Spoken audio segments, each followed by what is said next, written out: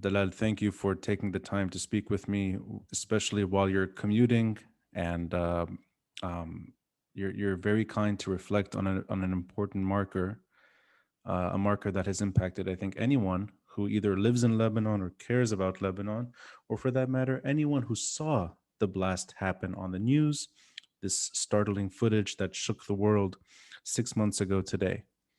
And I appreciated your voice when we recorded earlier, reflecting on the pain of the moment. We talked about economics and politics and many things, but I think it would be nice to maybe reflect on the marker itself today, especially given that you wrote a recent piece in the Washington Post that I really appreciated, really addressing collective trauma and psychological scars that may well be permanent. So if we can just start with your maybe your initial reflection on the marker itself, if it even has any particular meaning to you, and then we can kind of go back in time a bit to 6 months ago. But I'd like to start with today. Does it mean something significant, or is it unfortunately just a marker, and a marker that we've sort of grown used to over time? We always have markers in this country without progress. So I won't interrupt you here, but just any thoughts you have on the marker itself. Um, I would like to think this is not just a marker, and it shouldn't be. Since that day, we've been living with, the pain of not knowing the truth, not finding any justice. And I did not have anyone close to me die. I can only think of all the victims' families who are really seeking truth and justice to be able to heal. And I think that today we're still grieving, we're still broken, and we share one thing, that is this collective trauma. Because even for a city like Beirut that's witnessed so many wars and bombings, never had so many people at once witnessed the same traumatizing event at the same time. And Right. this is something that I feel that I share today, 6 months on, with everyone living in Beirut and living in Lebanon. And I'm afraid that we are nowhere near healing, and we will never heal without any justice. And it scares me that we are nowhere near justice, nowhere near truth, Roni, unfortunately.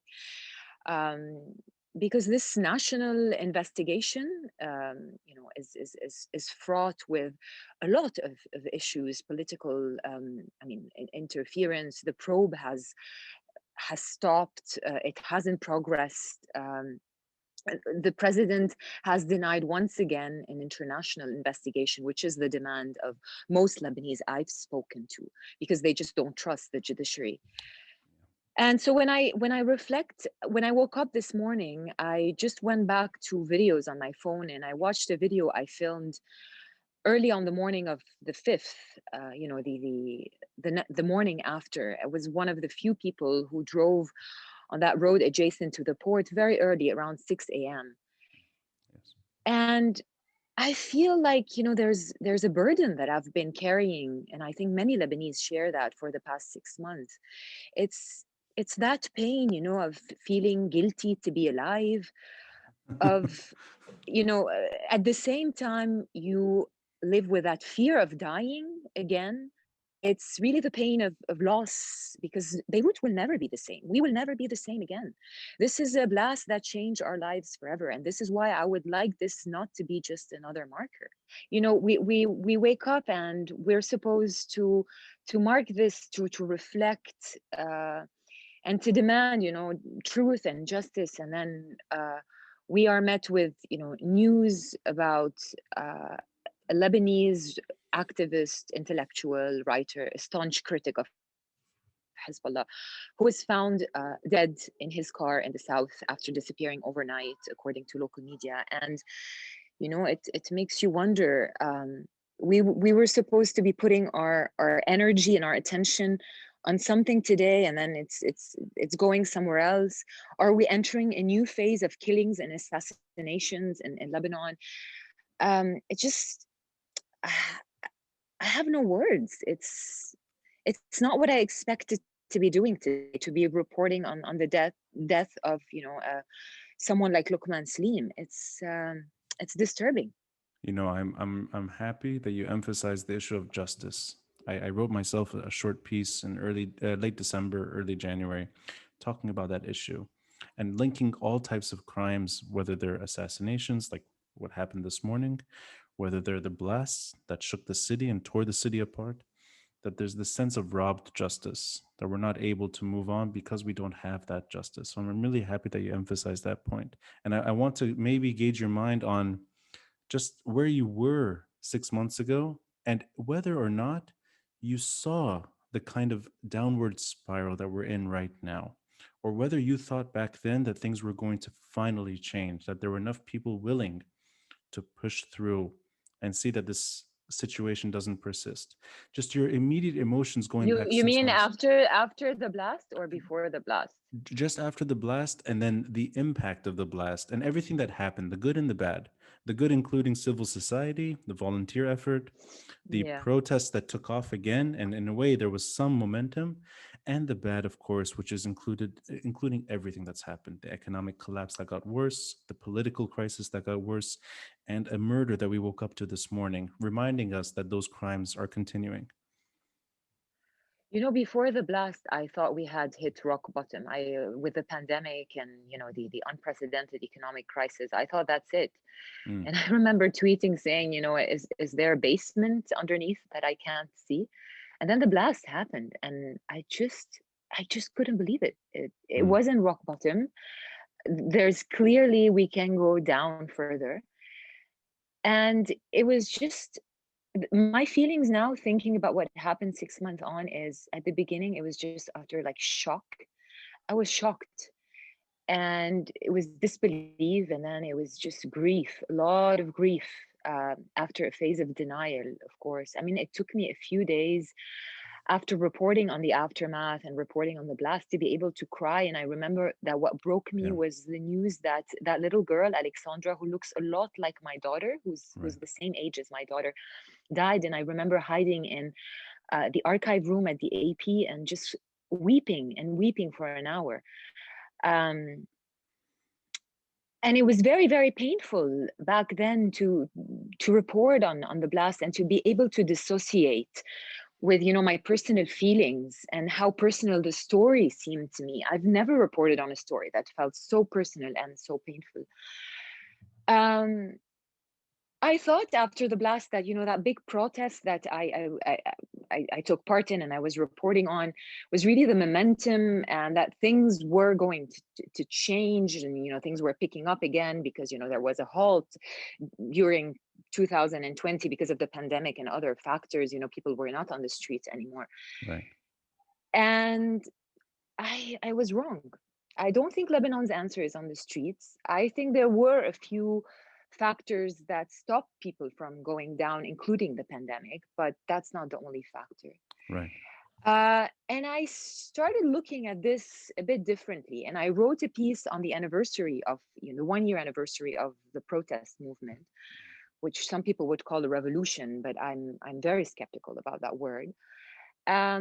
And I think that what happened after the blast, how people came together despite their pain and their grief and their loss, and are today rebuilding Beirut. It's the Lebanese, it's the residents of Beirut who are building Beirut. It's not the Yes. government, it's not the politicians. This I thought was another face of that so-called revolution. Mm, mm, It's these people who have come together to help each other rebuild their city are really providing an alternative. They're providing an alternative to people who have voted for these traditional political parties and leaders for so long, and that gives me hope. And I think this is our it's a long and arduous process to change. It's not going to happen overnight, but I feel like this is a glimmer of hope, and it's maybe the future, or because people never really got to justice, they never overcame the grudge and what they've been through during the civil war. right. We need truth, we need reconciliation, we need justice. These are things that have been absent from Lebanon's history throughout. I'm not just talking about the blast, even after the civil war. And so people will not heal. People I've spoken to for that piece I wrote, who are deeply traumatized and really braving very deep psychological wounds, um, They want justice. They're never going to heal. I mean, they're traumatized forever, but to be able to heal, people need justice. Fully agree. I think I had mentioned the other time we spoke about the Beirut blast that it usually takes me a while to properly digest what happens, in the sense of having like the emotional reaction that I know will come, in the next few hours, the next few days, or whatever. Which is why in those initial moments I tend to actually document, write, have a kind of record, an archive that I can then reuse or rethink about or whatever. It's become a bit of a routine at this point, unfortunately. My initial thought was I'm fairly well connected with Iraqi activists, and was to think of the moments of when they would be reacting. There's almost a script at this point. Obviously, no one is doing it consciously, but the way we react is human and therefore predictable in some ways. There's shock, there's disbelief, there is anger, there is what have you, all of the above, all of the emotions at the same time. And my immediate reaction was to message a few friends of mine who are, unfortunately, we have to say this, but like who are from the Shia community in Lebanon and who live in Dahiya, especially, or in Nabatiya, and just to make sure, like, are you fine? Do we need to worry about also this? Like, are you planning on being very vocal online? I have a friend, obviously won't mention any names, who is gonna stay low for the next few weeks until he plans to travel. He doesn't live in Lebanon anymore. And so that's my initial, like, it's the same as after the blast in some ways. Immediately think of like the immediate, like, is everyone fine? Where did this happen? Okay, Nabatiya. So people in Dahiya are probably fine. So I checked with the only other friend I know who lives in Nabatiya. I checked with him, he's fine. And just like these immediate reactions. Then I started having these other thoughts, and all of this is, we're talking like about the past 2 hours now only. Sure. Like Yeah. The other thought is, well, what does this mean? I put on my analytical skill hat on or whatever, and it's not good. I mean, how else does one describe it? There is a line, I just described it on Twitter, like there's a line that I think activists in general instinctively know where it is. Like, we know, like, if this happens, this is what it means, or this is what it might mean. Obviously, we don't know for sure, but we know what the likelihoods are. Yes. And the line usually is, if someone who isn't highly ranked, like a highly ranked politician, which unfortunately would be more quote unquote expected. Right. Yes. Not that any of this is good. Yeah. Yes. It's like, well, if they're focusing on someone who like is prominent, but he's just an activist at the end of the day. Like he did not have a political platform. He was the co-founder of for those who don't know, basically one of the best NGOs working on memory in both Lebanon and Syria, for that matter. And there's obviously a Syria link here with Hezbollah. And it's incredible that, well, this is where we are. And it's not the first time we've seen threats against people of, let's say, his level of prominence. So like not highly ranked politicians and not lower ranked quote unquote activists. And all of this is a hierarchy, obviously, in terms of power. It's not the first time. He's been having those for a long time. He's mentioned them himself like many times. Yes. I believe like the last time I saw him was in 2018, early 2018. And it was, he was just part of this panel after a play on Anders Breivik, the Norwegian terrorist. Right. Yeah. And he spoke about, the links of trauma and memory, as far as I can remember. And it's just, it's surreal. As soon as my initial thought of when I told myself, well, he probably got killed, is when like about 50 or so minutes, almost exactly before the confirmation, we heard that his phone was found, on the side of the road. And it doesn't happen that frequently for someone to just lose their phone in the middle of the road. So this is when the links became a bit more obvious. Obviously, I didn't know that he was killed. I thought maybe he's kidnapped, maybe he's being whatever, which, the group also does from time to time.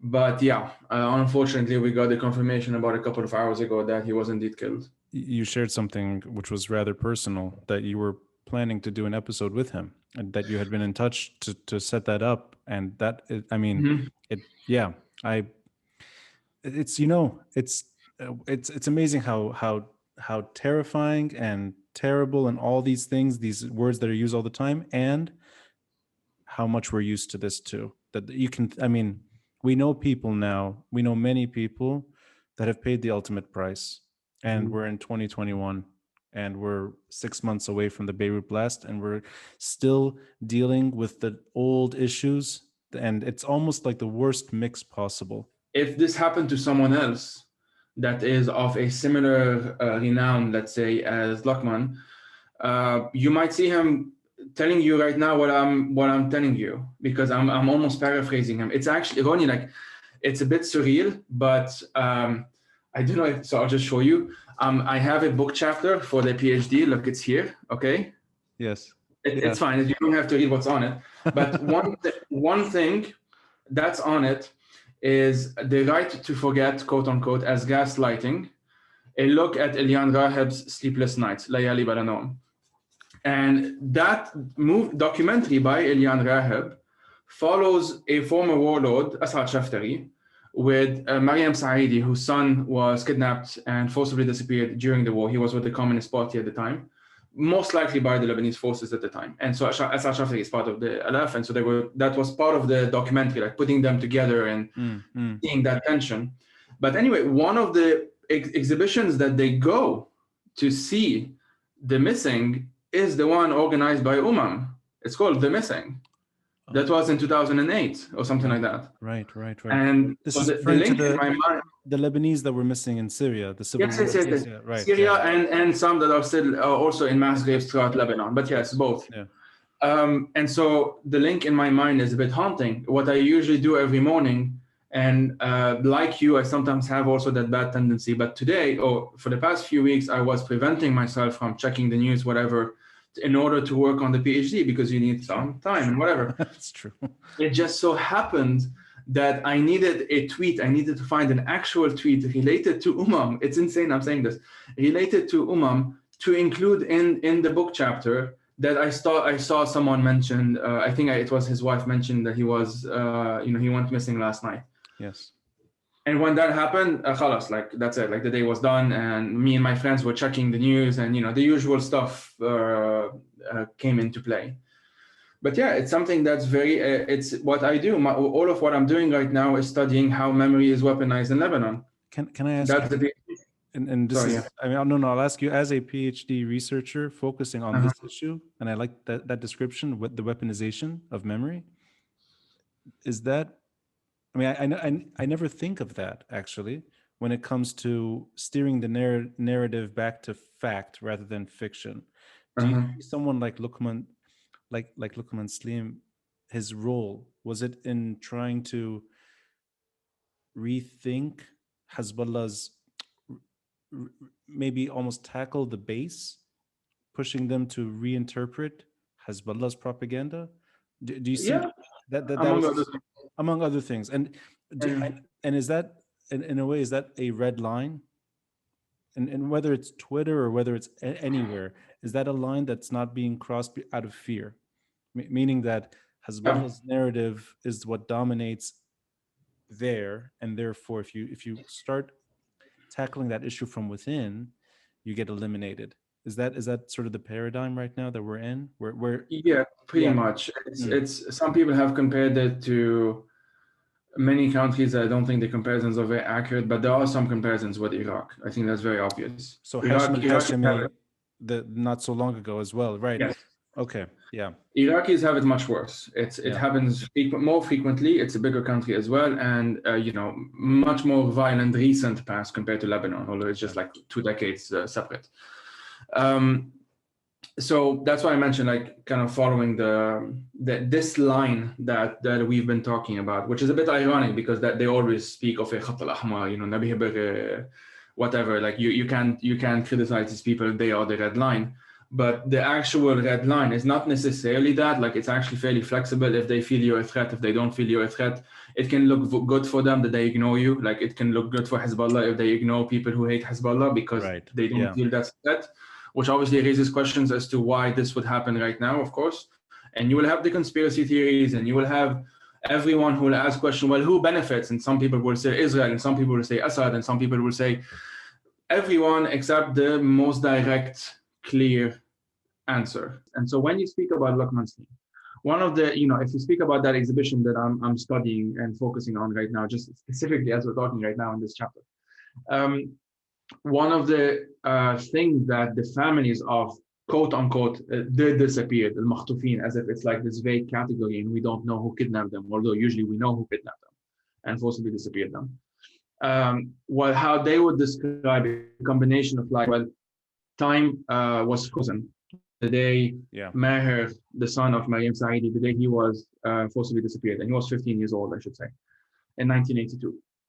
Or they would describe things like there's no real past and there's no real present and there's no real future. Everything is sort of mumbled into what one academic, I think, if I'm not mistaken, Walid, I might get the wrong, Walid Rad, if I'm not, I might get the name wrong, he called like the protracted now.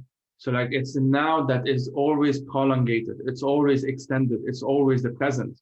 And so the past is the present and the future is the present. It's part of the reason why in Lebanon it's so difficult for us to even picture a future.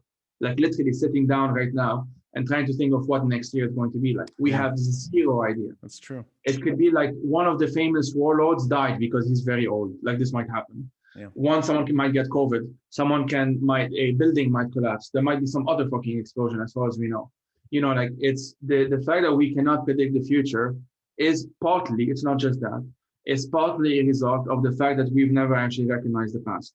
Because in order to create the future, you need the present. In order to actually formulate a present, something coherent in the present, you need to be at least at peace with what happened in the past, or at least recognize it. It has to have a name. We don't even have names for it.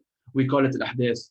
We call it the events, as if, or harb al-ahliya, very vaguely as well, as if we don't know that there were specific battles at specific times, specific people doing specific deeds against specific people, and, killing specific victims who have names, who have backgrounds, who come from, all of these things. We blur it out by saying war post-war. And so if we say war post-war, we say that the war was one thing, like that it wasn't multiple things in one, which it was. And then we say the post-war, as if the post-war was the same thing for everyone. As if going in the 90s in southern Lebanon under occupation is the same as going up in the 90s in Beirut under other occupation, under Syrian occupation instead of Israeli occupation. Yeah. And that's simply not what happens. Our experiences of our own lives in Lebanon is not the same. It actually changes depending on our own upbringing, where we were raised, whether it's gender, class, private school, public school, what have you, gives us different exposures to different experiences. And it just so happens that we have in Lebanon the very well studied case by now of one party that managed to actually maintain a hegemony over more or less an entire percentage of the population. Hegemony is not approval. Hegemony is not support. Most Lebanese Shiites, as far as I know, may not even support quote unquote Hezbollah, but that doesn't matter. What matters is what can they say? What can they do about it? What are the options in front of them? And this reminds me of when there was the municipal elections. There was I forgot his name, but there was a candidate who was running against Hezbollah for the Shia seat in Ba'a, I think. Yes. Yeah. And one thing that he said is very important, and I actually quote him as well in the research. One thing that he says is that we respect the resistance, but. And so in the but, he's able to say what he wants to say. But he has to start with, we respect their resistance. Right. He has to start with that. Yeah. If you have to start with something that you don't actually believe or you don't want to say, you have hegemony. That's how it works. You have something that has been implemented. You have to follow the narrative, and then you can sort of disagree with it. But you're disagreeing with something that has been pre-established. You're not playing by your own rules. You're trying to play the game whose rules were implemented by someone else. In this specific example, Hezbollah, but the Lebanese system as a whole since 1990. And for me, this is what it also boils down to. For me, Lokman Slim was assassinated because of what he did. It's very simple. It's almost like mundane to say so. But this is why it matters. Why what he did, why was it that it led him to be murdered? And this is something that we need to think as a society. Are we that terrified of simply someone saying something? Like that's all he was doing. He was saying things. He was writing things. He went on TV, spoke, gave interviews, did exhibitions, did some artwork, implemented a number of very interesting civil society initiatives. That's it. That's all he did. He had no Kalashnikov, he had no bazooka, he had no tanks, no army behind him, nothing. And that still led him to be murdered. You're the most committed activist I know. You've been doing this for a long time. You lured me in a way to this orbit for many reasons. And you're also an academic, you're an analyst, and you have skin in the game. You're somebody who's still in Lebanon, who doesn't need to be here, but chose to stay. And for all those reasons and others, I want to know what it means to you to be here 6 months later, to wake up with tragedy, and how you approach it on your terms, and I mean in a very immediate way for you individually, what the marker means. First of all, thank you so much for having me. I think what you're doing, Ronnie, is so important. It was important before the explosion, during the revolution, and it's becoming increasingly important because our voice and our well-being are under threat. And by doing this, I think you're recording a very important part of history that often the warlords tend to record. So I'm fascinated, and I'm, very honored to be here. I think the 6 month marker started with me like yesterday afternoon. Mm. And I think that I'm feeling it in my body. Like, I think we internalize trauma and shock. I couldn't get out of bed. I usually get out 5, 6 o'clock. I'm functional, especially lately with, all the post explosion activism and trying to fit it with my own work. So I've Right. been operational, 6 a.m. I'm operational, and I couldn't get out of bed. And then the news about Lokman Slim, I'm feeling it physically in my body. I don't know how else to explain it. Like, I just feel like my limbs are exhausted and my back hurts, and I just want to be left alone. You lumped me or you didn't lump me with them, but you sort of offered this a comparison: the warlords offering their memory, and then citizens that are offering their memory. Do you see that as under threat today? Yeah, memory and interpretation of events, and Right. who we want to hold accountable and how we read history is under threat, because I think that the tensions are so high, that the propaganda is so deeply entrenched, not just in the states, but in the state itself, but in everything that we're seeing manifest after the explosion. Their version is that they are saviors, and all of them except my Zaim. And when Lebanese people are saying this is how we look at living with our jailers, basically, because this country has been taken hostage. Nobody asked us to give up our rights. It doesn't matter who has the majority, right? This conversation about majority legitimacy is we have majority, right? We are the sovereign governance of these people, and we're saying it doesn't matter who has majority. There are inalienable rights. I don't recall that we voted when On came to power that we should give up all of our rights. I don't recall us voting to agree to live near explosives. So that is very much under threat. And I think that's a lot of the work that you're doing right now in terms of putting a different narrative out there is important. And that's for a long time, I think, what Luqman was trying to do. And for me, the 6 month marker with his assassination is like when I walked down 5 days after the explosion, and near Sodeko, there were still 56 people missing under the rubble in the explosion. And I parked my car and I walked down, and there's a big ICRC mural that says the Right. Yeah. ICRC has been helping the Lebanese government find its disappeared since 1975. Okay, so it's vicious Celebrating. cycle. It's a vicious cycle, and these Yeah. issues that we they keep coming back. On hope, I mean, I've been thinking a lot about this. I don't think it's about, I think the word optimism is reductionist. It's a bit silly. It's not about being optimistic. But hope as a political choice of escaping the vicious cycle is the only way forward. What is the alternative? To sit down and wait to die? Okay, I can stop, because some people criticize this hopeful attitude, and I understand where it's coming from. But what is the alternative? Let's just wait to die. Or let's count our blessings in terms of, oh, I could get food today. Alhamdulillah, اشت الكهرباء. I refuse this. So in that sense, yes, I'm extremely hopeful. And hope is a political choice. To say that exactly what you're saying, Ronnie, this version of history and this version of reality is not the version that we want. I'm going to ask you because I like the way you're steering this in a natural way. You brought this up earlier in our earlier conversation about the politics of hope, and that you still hold on to this against all odds. Can I ask you to go back in time to the immediate aftermath of the blast? Not the visual, not the carnage, not the glass, not the violence or the death. And I'm going to ask you to try to see a few days later when the protests started again that there was this energy that had sort of diminished since October 2019 that seemed to be resurfacing. Is that more or less the politics of hope that you're talking about, meaning that you have to wait for these things to happen again, and otherwise there's nothing worth fighting for? Or is it that something that has not been done yet needs to be done? And I mean this in a very broad way. Protests, street movement, all the demonstrations, and then almost 18 months later, it's hard to see what happened really in terms of progress other than breaking taboos maybe and challenging authority effectively. The situation has completely fallen and collapsed. All the rhetoric against political violence, all the attempts to stop that pattern, and then you wake up at the 6 month marker and there's an assassination.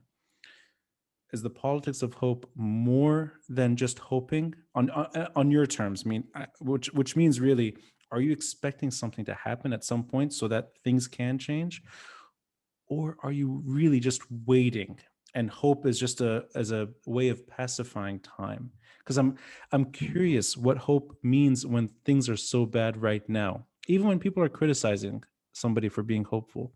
What does it mean to you right now to wake up and you're saying your body is in pain, you don't want to move? I feel that too, and I want to kind of maybe I want to better understand what hope is for you right now. That's too much. It's a very loaded question. Optimism That is that's why is a that's world. why that's why I'm good at editing. You'll never know you'll never know this. Shulena, you asked me like a thesis.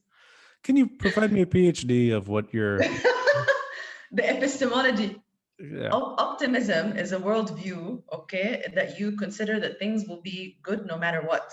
And that's a passive attitude, okay? There's a big literature on hope in the dark being based on action. So Akid, I'm not sitting around all day, although I would like to, and waiting or hoping for the best.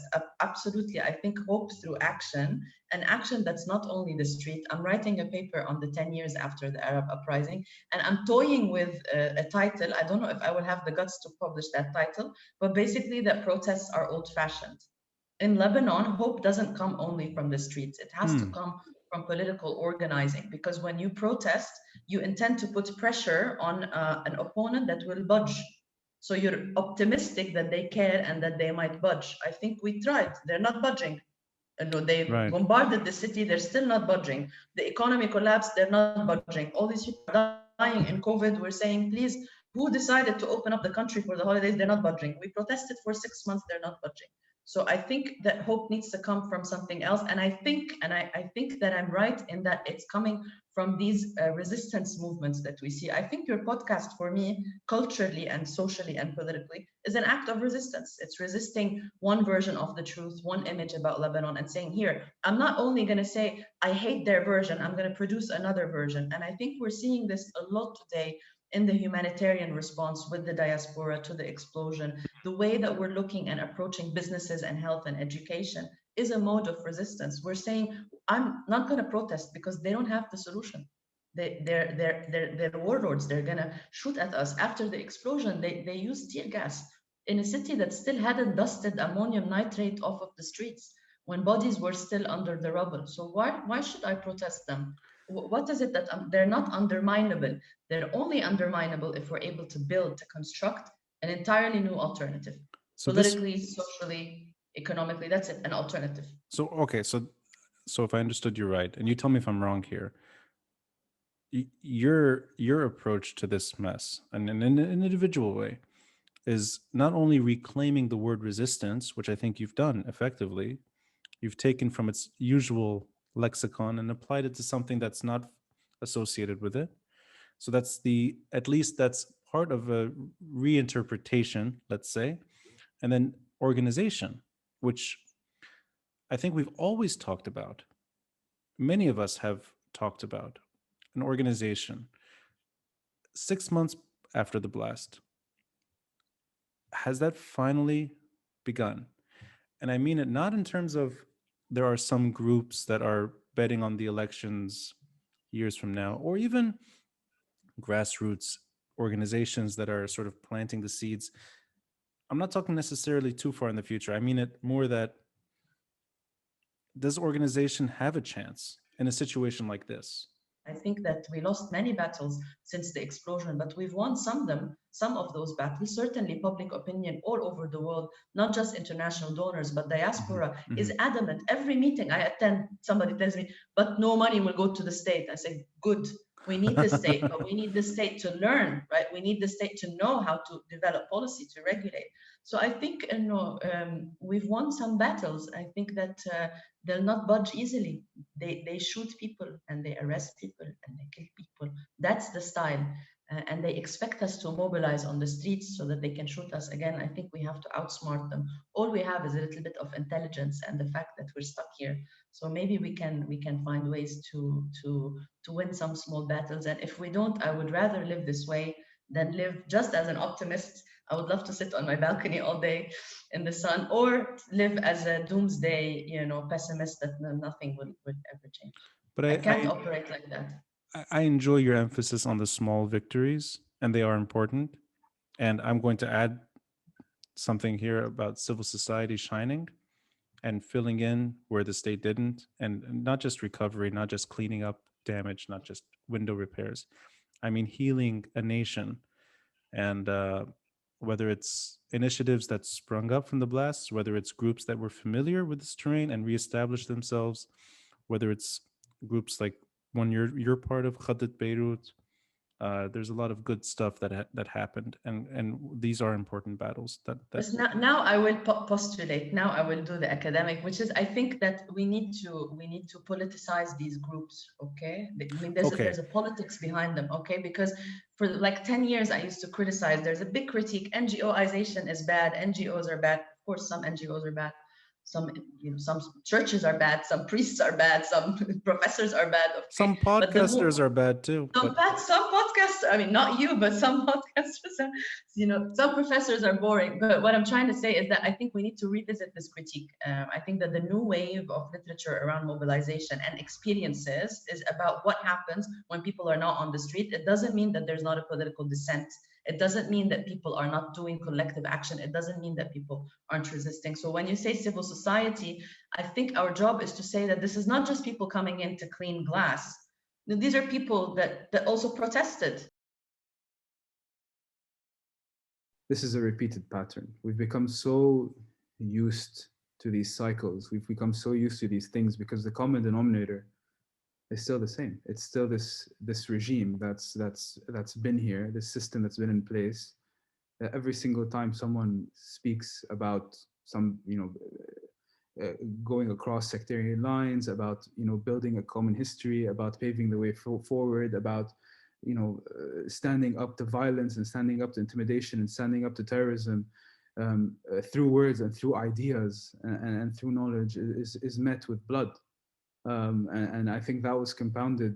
The first thought I had with the explosion was assassination, and then the second yeah. thought was who though, who like who, really who, because we were left with the charlatans, we were left with the thieves, we were left with the ones who were able to broker deals based on the blood of their fathers and the blood of the compatriots. That's who we're left with, and that's literally the regime. And I do not want to neglect anyone. Today there's certain obviously because of Lokman, there's the focus on Hezbollah. But if whoever enabled the system, whoever stood idly, whoever was willing to kind of negate any sort of discussion about how to build a proper state, they have blood on their hands, just like they all have blood on their hands over what happened 6 months ago. I mean, it's unfathomable, because we talk about saying that this is one of the biggest explosions in peacetime, but what's sickening is that it's the only explosion in history where no one has been held accountable, where people to this day are still waiting to understand why their mothers, fathers, brothers, sisters, daughters, sons were murdered for being in their own homes. We're not even closer to the truth. And we it's the same rhetoric. Just after the assassination of Lokman, the same thing. Let's go to the judiciary. Let's wait for the investigation before jumping to conclusions. And what investigations? I mean, I don't need to say this to you specifically. I mean, what investigations? We've never been able to reconcile with what happened in our country, with what happened in these injuries, with what happened in these deaths. We never have the ability to kind of close things and to learn from things. You go back to the war, no one was held accountable. You go back to any moment in history in this country, no one is held accountable. And then they use justice and say, let's go into investigations. It almost feels like mockery for me. It almost Yeah. feels like, yeah, we're just going to say the right nice things, and we're just going to continue doing whatever it is that we wanted to go about. um, But so I mean, you're articulating every feeling within me, and you're saying it from your side. And I'm sorry I'm interrupting you. I'm taking liberty no, here. not at all. I, did you feel this way after the blast? 2 3 days when when there was momentum again, and there was some pressure. Did you feel that this existential issue that you're eloquently describing, was it still within you, and then you were in a way in denial? And I mean this, and I don't mean this in any judgment. I'm not applying any judgment on you. I just mean it that, were you accepting the fate from the beginning? Or did you think that there was a chance that things were finally reaching a tipping point, and it wasn't met? Because it's hard for me now, looking back 6 months ago, to accept, even though it's the inertia within me, is to almost accept it as a fait accompli, that things are so bad here regardless, that why would you expect an investigation, or the way you're saying, why would you want to do it through the normal state channels? They're not going to work. So just within you, did you have that feeling, or were you not feeling that way in those initial days after the blast, and especially during that one day of real protest and rage? The first, if you want, 24 to 30, maybe 48 hours, the only thought process that's going through your head is, helping your compatriots, making Right. sure that everyone's okay, there's nothing here. But Right. I will raise you to what you just said. By August 6th, by August 7th, the way that the narrative, was moving, the way that the people had responded, the anger that I felt on the street, that I saw in people's eyes, I didn't think that this was a tipping point. I thought, this is it. I Yeah. thought, there's no way that this regime, these murderers, these criminals, will withstand this. There's no way, because put politics aside for a second, put positions aside, just from a human perspective, just from you know a basic human perspective, no regime can stand this. I thought that there's absolutely no way that they'll talk themselves, intimidate themselves out of this one. So yeah. So I mean, not only was I hopeful, I genuinely thought, silly me, Oh, that this was it. are you now? I mean, and I'm asking you. I know it's six months. In a way, it's strange. It feels like a stretch of time, and at the same time, it's a fairly short period of time to look back and properly reflect. But are you already internalizing this? That there was a feeling that was robbed from you, and that you are now in you are now in facing reality, so to speak? Because I'm curious how you woke up this morning, or even when you realize that it's a 6 month marker that's approaching, how you were addressing that yourself and internalizing it, knowing what you said just now, that those were feelings that were real 6 months ago, but they may not be the same ones today. I don't think that my feelings today changed. I think that once this regime withstood the port explosion, and once to a certain extent got away with it, and I know that it's sad to say that, but the reality of it is that they got away with it.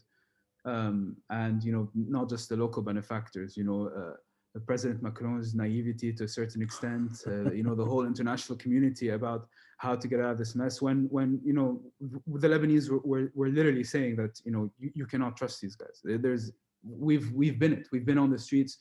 I don't even want to say a year and a half, but we've talking about we've about our institutions for what, 10 years now, Yeah. 15 years for certain people, 25 for other people that have since the 90s been claiming the same things. Yeah.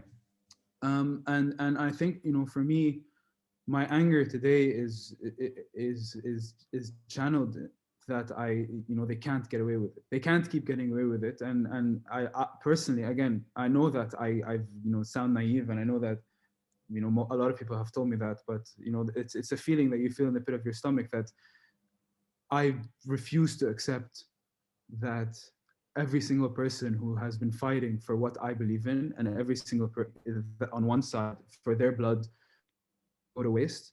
And then I refuse to accept that the 200 plus people dead, that the 300,000 displaced, and more that were injured, and even more who are holding their mental scars, for all of that to go for nothing, for all that to go to waste. It's not something that I can accept. And I can probably forgive myself for being naive. I can probably forgive myself for a lot of things, but I can't forgive myself to let these tactics of intimidation win, or to give up simply because we knew this beast. We knew this we knew this beast from day one. Maybe we were also collectively as a nation extremely hopeful in October 17, thinking that Right. okay, this was it. And maybe we were collectively, I don't want to say hopeful, close to Bass, because I don't think anyone was feeling hope. It was just, this is it. This is our chance. You're in the last rounds of a boxing match, and you feel like you can go for the knockout. Yeah. But it's that this system is dead. They just don't know how to bury it. And I think that all these acts that we're seeing right now is just, I don't know, people whose backs are gone. I don't know. I really, I don't want to come out here and say again that this, but right now I'm feeling, just they cannot keep getting away with it. And No, but you're people who kind of you're yeah, you please, tell sorry, go ahead. them, Yeah. let's and where do you start? I mean, what is murder? Murder is not just getting shot in the head 4 times. Murder is not just getting shot while you're dropping off your kids to school because you happen to take photographs of the port. Murder is also being starved to death because you completely botched a recovery plan in the middle of a pandemic. It's murder is not being able to say goodbye to your loved ones because there are no hospitals. Murder is robbing people of their future, and not giving them anything to look forward to. And that regime is guilty, all of them. And I go back to killun yani killun because there's a certain period in time where I'm like, okay, you're right, there are good people in the government, and I still trust that there are good people. But now, after all this, where the only people who are getting pummeled day in and day out are the Lebanese people, if you're sitting by idly, if you're a good guy who just happens to be in a bad system, you're equally as accountable. It's enough is enough, really. Enough is enough with treating us that our lives are cheap, and kind of constantly, you know, cementing the idea that this is not a country. This is a failed state that is a jungle that you can go and get murdered and no one finds out. But citizens who go and protest for their right and say that they're hungry, you are able to go and take them from their houses one by one within 24 hours because you know who was there, and you know who threw a rock, and you know who protests, and you know who kind of organized it.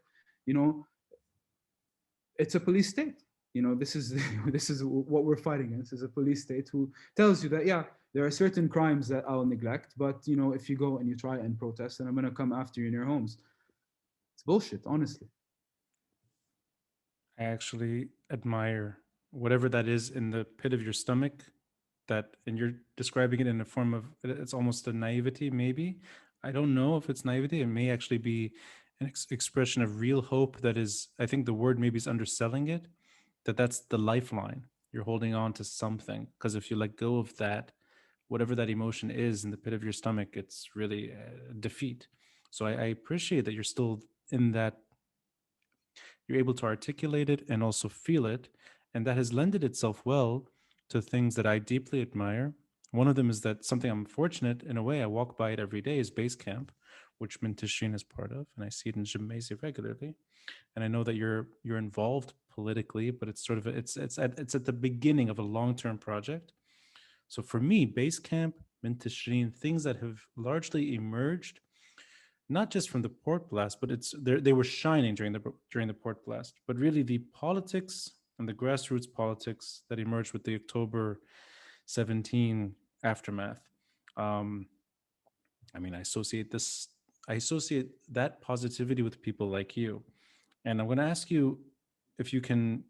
It's a maybe a loaded question here, but does this type of incident, in your mind, dampen the appetite for organization? And we've talked about this many times. I've talked about it in many different episodes with many different people, the strengths and the advantages and disadvantages of having a fluid movement. That was really in the initial months. And now you have an individual who's targeted. Does that in a way curtail the capabilities of groups looking at politics in a way that would translate into authority, whether it's Mintishrin or any group, and even in an individual level? Does it make someone like you, does it make you afraid to be more vocal in your thoughts? In his case, he's vehemently anti Hezbollah's weapons, and we all know that. It's not, there's no secret there. But that talking about that issue, you get eliminated. Does that scare someone into thinking, well, I'll think 10 times, I'll think 100 times before I properly express what I want from this country? I mean, it makes me remember several things. It makes me remember my father by default. You wake up with an assassination, and it brings you back. It brings things home.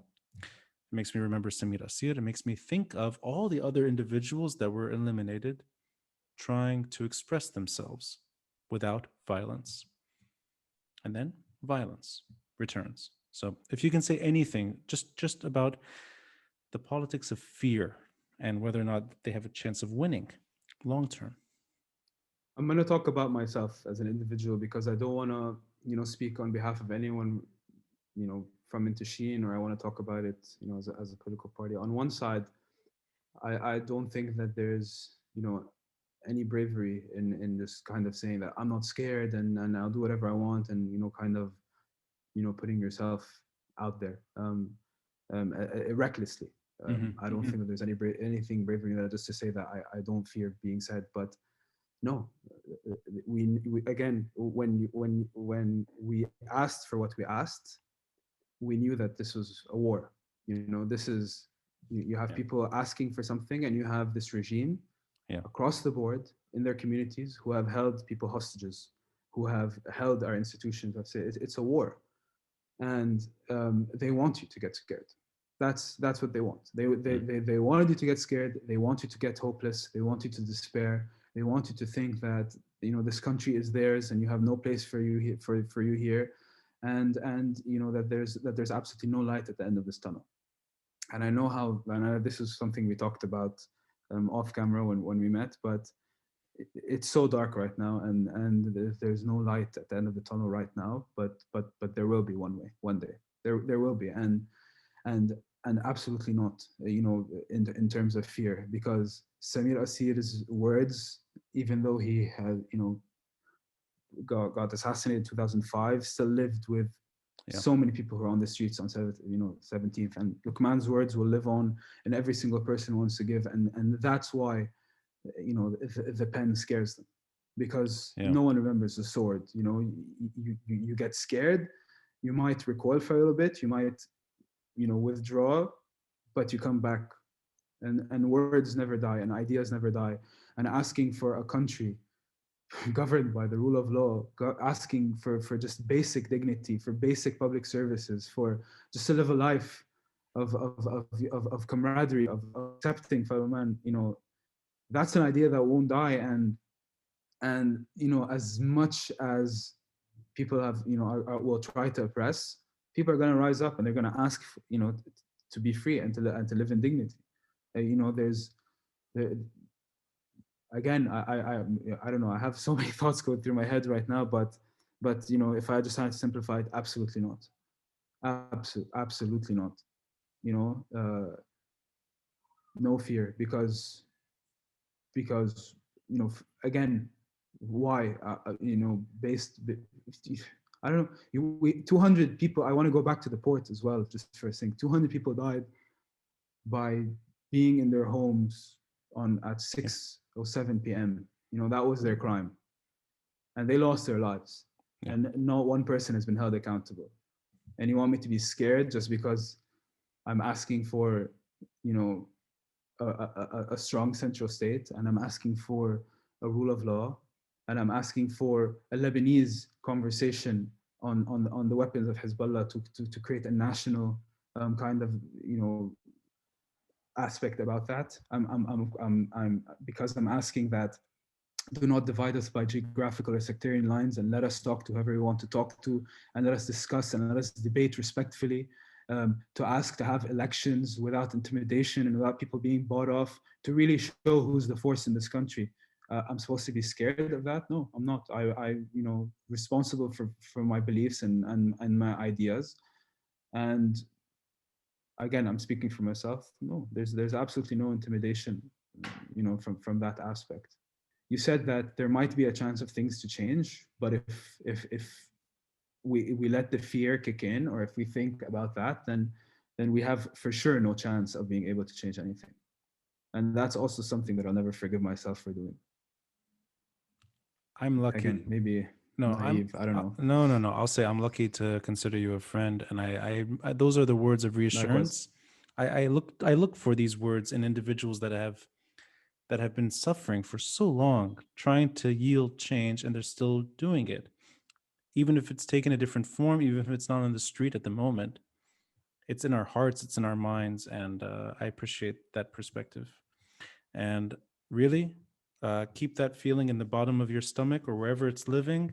And if you can find a way to share it, because I could use a bit of it from time to time, especially in a day like this where it's bad enough to be looking back at 6 months of a port blast that tore Beirut apart, and then also have to worry about political assassinations. It's almost like the crimes that were used to line up in strange ways, and they lined up today. And with that, I really am lucky that you gave me some of your time. So thank you, Samir. Thank you, Ronnie. Always a pleasure. And today's a tough day, but tomorrow's a new day, and I think another lesson about you asked what's happening in the next 6 months. We just need to take it day by day and see what we can do. But stay safe, and I'll see you soon, my friend. I'll see you, and keep your Jedi force behind you strong, because you really do look like the force is with you. Take care. Bye, Habibi.